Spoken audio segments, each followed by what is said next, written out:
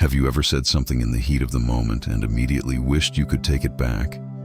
Or maybe you've watched someone else talk themselves into trouble while you stayed quiet and came out on top. There's a reason for that. Silence isn't just the absence of noise, it's a strategy. And if we look back at one of history's sharpest minds, Niccolò Machiavelli, we'll see that silence isn't just golden, it's power. Now, Machiavelli isn't exactly the warm, fuzzy philosopher we turn to for life advice. His name is practically synonymous with cunning and ruthless strategy. But here's the thing, whether you're navigating office politics, family drama, or even just trying to keep your cool in everyday life, his insights on silence are brilliant. Because silence isn't about being passive, it's about control. It's about letting everyone else reveal their hand while you hold yours close. So why does silence win every time? Let's break it down. First, silence gives you the upper hand in conflict.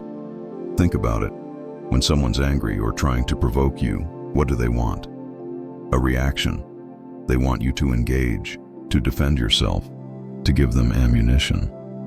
But when you stay silent, you deny them that. You're not giving them anything to work with. Machiavelli knew this. In The Prince, he talks about the importance of appearing strong while keeping your true intentions hidden. Silence is how you do that. It's not about being weak, it's about refusing to play the game on their terms. Here's a simple example. Imagine someone at work tries to throw you under the bus in a meeting. The instinct is to jump in, defend yourself, maybe even fire back. But what happens? The conversation spirals. Emotions take over. Now picture this instead. You pause, you let them talk, you don't interrupt. And when they're done, you respond calmly, deliberately. Who looks more in control? Who seems more confident? Exactly. Second, silence makes you unpredictable. Machiavelli was obsessed with this idea. If people can't read you, they can't manipulate you. When you're the person who always has something to say, you're predictable. People know how to push your buttons. But when you're comfortable with silence, when you don't rush to fill the air with words, you become a mystery. And that's intimidating in the best possible way. Ever noticed how the most powerful people in the room are often the quietest? They're observing, they're listening. They're not in a hurry to prove anything. That's not an accident, it's strategy. Now, let's talk about the third point. Silence protects you from regret. How many times have you spoken without thinking and later cringed at what came out of your mouth? Machiavelli would say that's a failure of discipline. Words are like arrows. Once they're released, you can't take them back. But silence is a shield. It gives you time to think, to weigh your options, to choose your words carefully, or not say anything at all. Think about negotiations, for example. The person who speaks first often loses leverage. But the person who can sit in silence, who can wait out the discomfort, usually walks away with the better deal. It's not about being manipulative. It's about understanding human nature. People hate silence. They'll rush to fill it, often revealing more than they meant to. And that's when you win. Let's talk about what happens when you embrace silence. Not just as a defensive move, but as a way to sharpen your mind and influence others. Because silence isn't empty. It's full of potential. Machiavelli understood this better than anyone. He knew that power doesn't always come from being the loudest in the room. Sometimes it comes from being the one who listens, watches, and strikes at the right moment. Take this fourth point. Silence makes people reveal themselves. When you stop talking, others start filling the void. And here's the key. They'll often tell you exactly what they're thinking, what they fear, or what they really want. Machiavelli wrote about how leaders should study their enemies and allies alike, learning their weaknesses by letting them talk. It's like poker. The more someone talks, the more they show their hand. But if you're the one staying quiet, you get to keep your strategy hidden while gathering intel. Imagine you're in a negotiation. The other side makes an offer. Instead of jumping in with a counter, you pause. You stay silent. What happens? More often than not, they'll start talking again, maybe justifying their position, maybe lowering their demands, maybe revealing something they didn't mean to. That's the power of silence. It puts pressure on them, not you. Now, fifth point. Silence builds authority. Think about the most respected people you know. Do they chatter endlessly, or do they speak with purpose? Machiavelli observed that a prince, or leader, should be measured with words because every sentence carries weight. When you're silent, people lean in. When you do speak, they listen. It's the opposite of the person who talks so much that their words become background noise. This isn't just about leadership, it's about everyday life. Ever been in a group where someone dominates the conversation, only to realize later that no one really respects their opinion? Contrast that with the person who speaks rarely, but when they do, everyone stops to hear them. That's not an accident. Silence creates presence. It makes your words matter. And here's the sixth point. Silence gives you time to think strategically. Machiavelli didn't believe in impulsive decisions. He believed in calculation, weighing every move before acting. And how do you do that? By creating space between stimulus and response.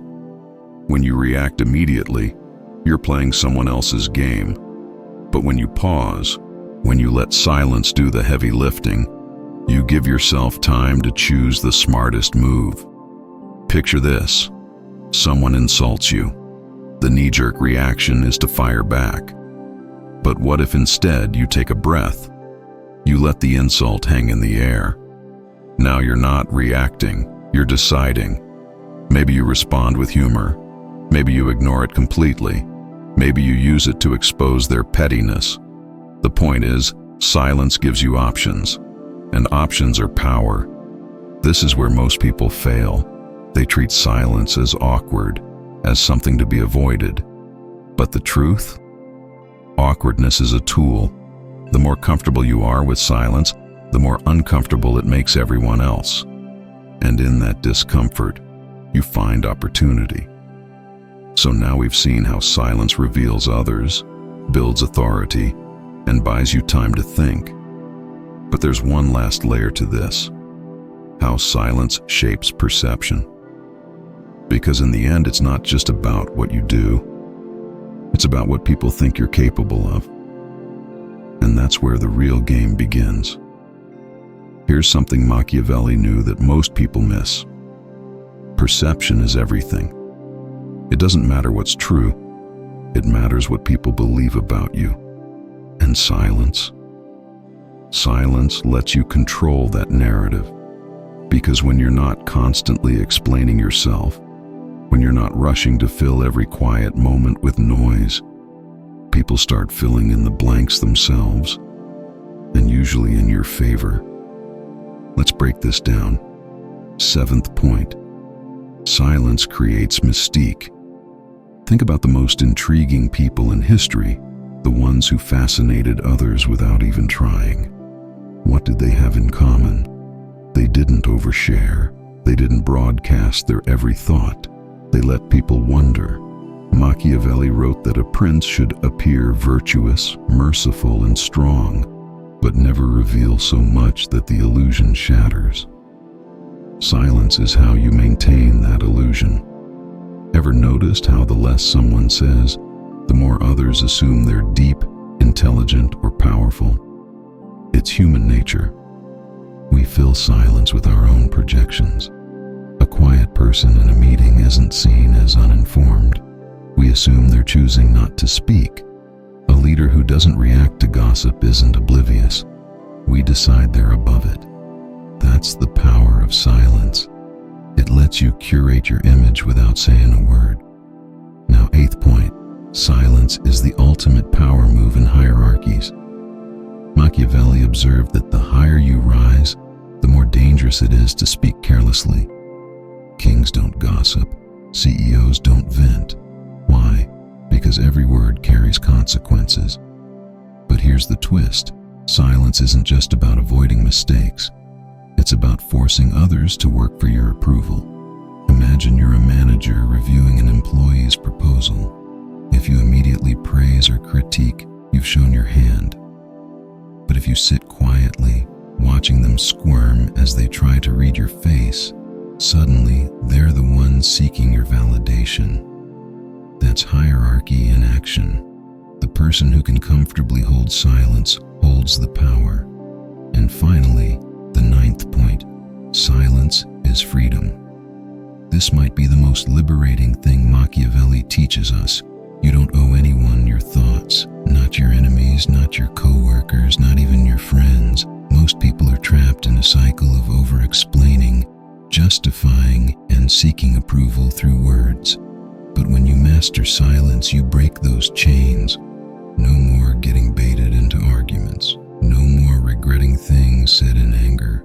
Just pure strategic control over what you reveal and when. Let's bring this full circle, because understanding the power of silence is one thing, but applying it, that's where the real transformation happens. Machiavelli wasn't writing theoretical musings, he was giving playbooks for real-world power. So how do you actually make silence work for you in everyday situations? Let's talk strategy. First, practice the pause.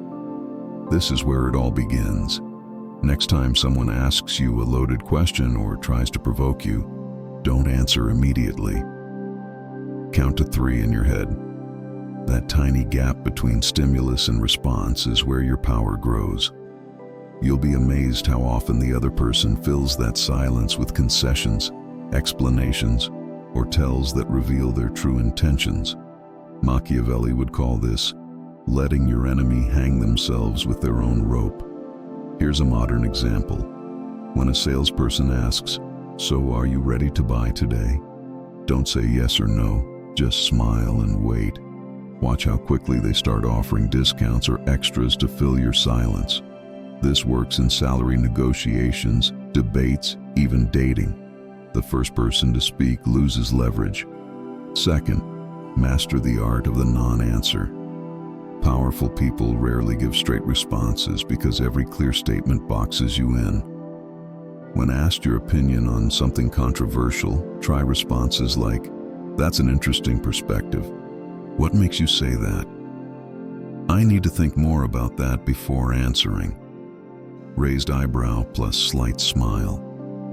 These aren't evasions, they're strategic repositioning. You're making the other person work while keeping your position fluid. Notice how politicians do this constantly? There's a reason for that. Third, create silence rituals. Machiavelli emphasized self-discipline above all else. Build moments of intentional silence into your day. The 5-minute morning silence before checking your phone. The post-meeting 60 seconds where you review notes before speaking. The deep breath before responding to any message that triggers emotion. These become mental dojos where you train your restraint muscles. Because here's the truth, your natural instincts will tell you to fill silences. You must rewire yourself to find comfort in them. Now let's address the elephant in the room. When should you break silence? Because this isn't about becoming a mute manipulator. There are 3 key moments when speaking triumphs over silence.